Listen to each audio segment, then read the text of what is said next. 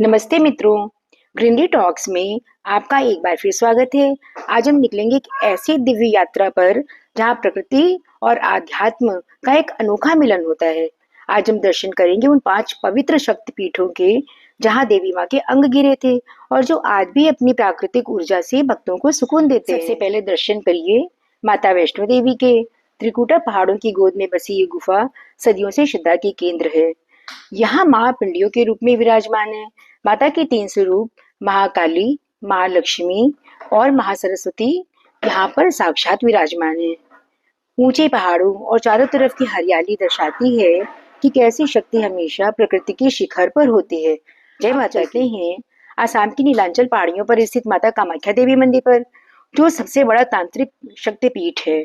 यहाँ प्रकृति का सबसे अनोखा चमत्कार दिखाई देता है। कहा जाता है यहाँ माता की योनि गिरी थी और जब माँ पीरियड्स होती है तो ब्रह्मपुत्र नदी का पानी लाल हो जाता है, जो सृष्टि के जन्म और शक्ति का प्रतीक है।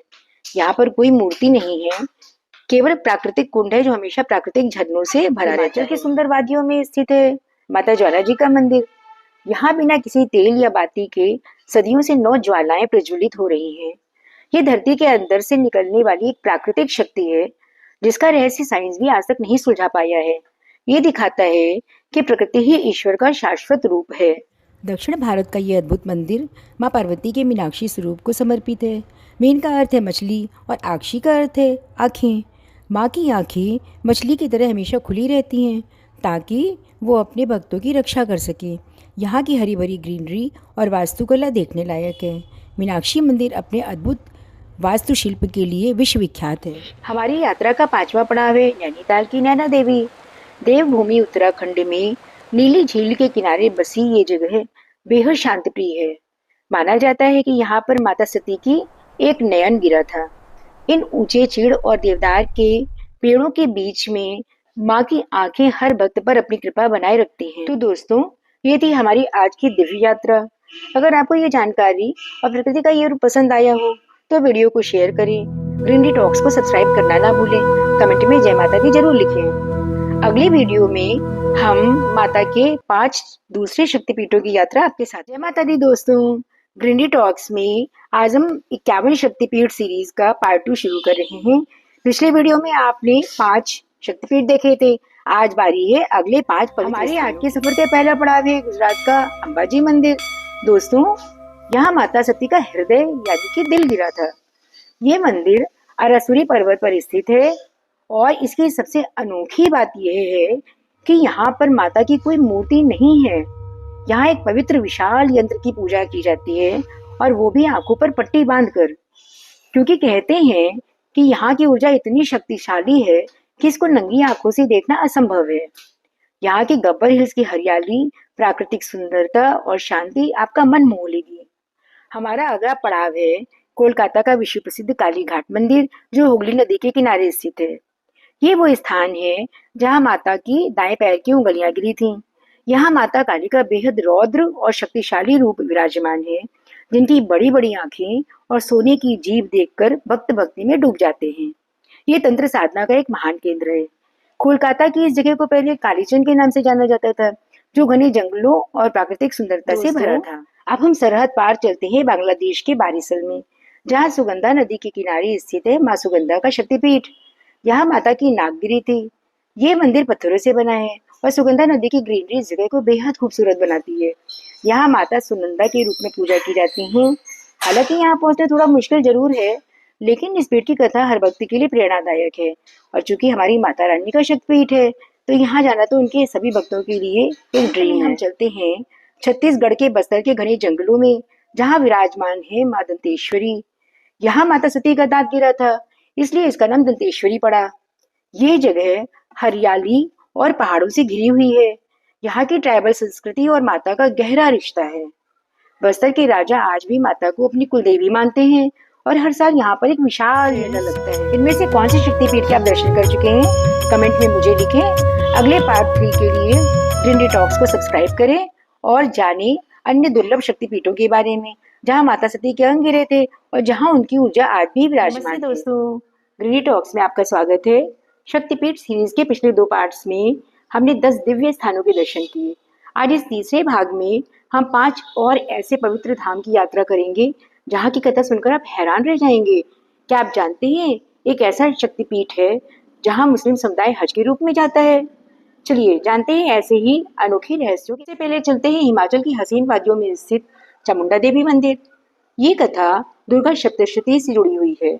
जब चंड और मुंड नाम के दो भयानक असुरों ने देवलोक में हाहाकार मचाया था, तब माता अंबिका ने अपने तेज से एक रौद्र रूप धारण किया। माता ने उन दोनों राक्षसों का संहार किया, इसलिए उन्हें चामुंडा कहा गया। यहाँ माता के साथ हनुमान जी और भैरव जी हमेशा उनकी रक्षा करने के लिए तैनात रहते हैं। दक्षिण काशी कही जाने वाले कोल्हापुर महालक्ष्मी मंदिर की। एक बार महर्षि भृगु ने विष्णु जी की छाती पर ठोकर मार दी थी। प्रभु ने तो उनको माफ कर दिया, परंतु माता क्रोधित हो गई और उन्होंने वैकुंठ को त्याग दिया और इस स्थान को अपना निवास स्थान बनाया। यहाँ की सबसे हैरत अंगेज बात यह है कि यहाँ पर साल में 2 बार सूरज की किरणें सीधा माता की चरणों से होती हुई उनके मुख तक आती हैं, जिसे किरणोत्सव कहते हैं। माना जाता है कि यहाँ दर्शन करने से दरिद्रता हमेशा के लिए दूर हो जाती है। आती है हिंगलाज शक्तिपीठ की, जो आज पाकिस्तान के बलूचिस्तान में स्थित है। ये रास्ता इतना कठिन है कि इसे नानी की यात्रा कहा जाता है। पौराणिक कथाओं के अनुसार माता सती का ब्रह्मरंध्र यानी सिर का ऊपरी हिस्सा यहाँ गिरा था। सबसे अनोखी बात यह है कि यहाँ हिंदू और मुस्लिम दोनों प्रेम से जाते हैं। मुस्लिम इसे नानी का हज कहते हैं और बड़े गर्व से पवित्र गुफा के दर्शन करते हैं। यहाँ माता की ऊर्जा को जागृत रूप में अभी भी महसूस किया जा सकता है। जब भी आक्रांताओं ने इसको नष्ट करने की कोशिश की, उन्हें यहाँ पर सब कुछ उल्टा दिखाई देने लगता है और वो भाग जाते हैं। अगला पड़ाव है हरिद्वार का मनसा देवी मंदिर। मनसा का अर्थ है मन की इच्छा।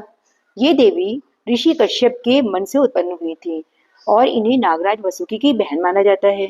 यहाँ एक पवित्र पेड़ है जहाँ लोग धागा बांधकर अपनी मन्नत मांगते हैं। कहते हैं जब मनोकामना पूरी हो जाती है तो भक्तों को दोबारा आकर वो धागा खोलना होता है। क्या आपने कभी यहाँ धागा बांधा है? कमेंट करके जरूर बताइएगा। चलते हैं भारत के सबसे निचले छोर पर कन्याकुमारी में। यहाँ 3 समुद्र मिलते हैं, अरब सागर, प्रशांत महासागर और हिंद महासागर। यहाँ माता ने बाणासुर का वध करने के लिए एक किशोरी कन्या के रूप में जन्म लिया था। माता आज भी यहाँ एक तपस्विनी के रूप में विराजमान है, क्योंकि उनका विवाह भगवान शिव से नहीं हो सका था। यहाँ की मिट्टी में आज भी चावल के आकार के पत्थर मिलते हैं, जो उस अधूरे विवाह की अनाज की याद दिलाते हैं। हम और भी दिव्य शक्तिपीठों की चर्चा करेंगे। अगर आपको ये जानकारी अच्छी लगी हो तो ग्रीनडी टॉक्स को सब्सक्राइब करें और वीडियो को लाइक करना ना भूलें। प्रेम से बोलो जय माता की। आपने कभी देखा है कि कहीं धरती से गर्म पानी निकल रहा है तो कहीं मंदिर का आकार ही कछुए जैसा है? नमस्ते दोस्तों, ग्रीनडी टॉक्स में आपका स्वागत है। शक्तिपीठ सीरीज के 3 पार्ट्स को आपने बहुत प्यार दिया। आज पार्ट 4 में हम 5 ऐसे शक्तिपीठ चलेंगे जहाँ प्रकृति खुद देवी की उपासना करती है।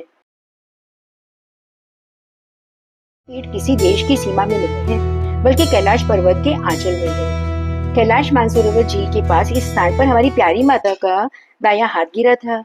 हिमालय की बर्फीली चोटियां और मानसरोवर झील का नीला पानी, इससे ज्यादा पवित्र और सुंदर प्रकृति और कहीं हो ही नहीं सकती है।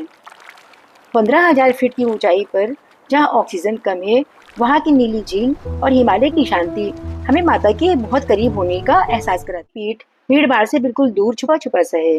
मुर्शिदाबाद के इस शांत गांव में माता का किरीट यानी मुकुट गिरा था, इसलिए इसे किरीटेश्वरी पीठ कहते हैं। यहाँ पर इतनी शांति है कि सिर्फ चिड़ियों की चहचहाट के अलावा और कुछ नहीं सुनाई देता। अगर आप सुकून ढूंढ रहे हैं तो यहाँ पर जरूर आए। ये पीठ इतना प्राचीन है कि इसका जिक्र पुराणों में भी मिलता है। खेतों और हरियाली के बीच बसा ये मंदिर विलेज ब्यूटी का सुंदर एग्जाम्पल है। यहाँ की सादगी ही इसकी असली शक्ति है। उड़ीसा के जाजपुर में वैतरणी नदी के तट पर माता सती की नाभि गिरी थी। इसे गडक क्षेत्र भी कहते हैं। वैतरणी नदी के किनारे स्थित इस मंदिर में देवी को महिषासुर मर्दिनी रूप में पूजा जाता है। यहाँ की हरियाली देखकर लगता है मानव प्रकृति ने खुद श्रृंगार किया हो। नदी की लहरें इस जगह को एक अलग ही शक्ति प्रदान करती हैं। यहाँ देवी के साथ में शेर ही नहीं बल्कि एक हिरण भी दिखाई देता है।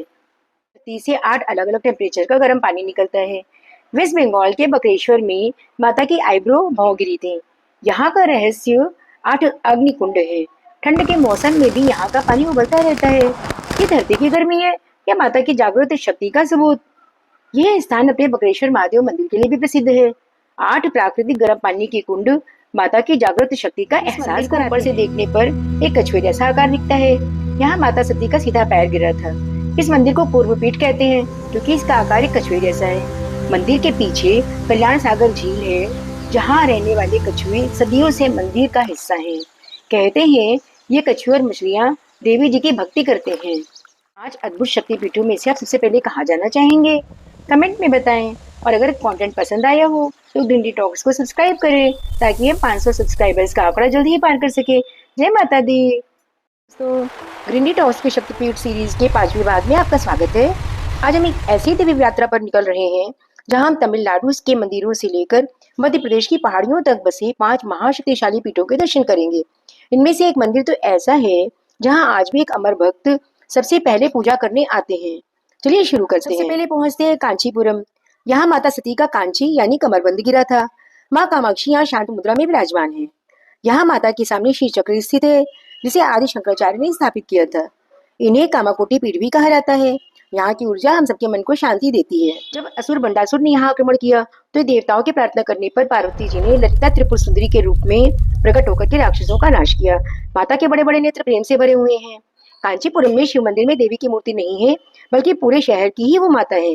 देवी कामाक्षी अम्मन मंदिर में पद्मासन में बैठी हुई, हाथ में तोता लिए और वात्सल्य भरे नेत्रों से पूरे ब्रह्मांड को देखती हुई वह अपने भक्तों को आशीर्वाद देती हुई प्रतीत होती हैं।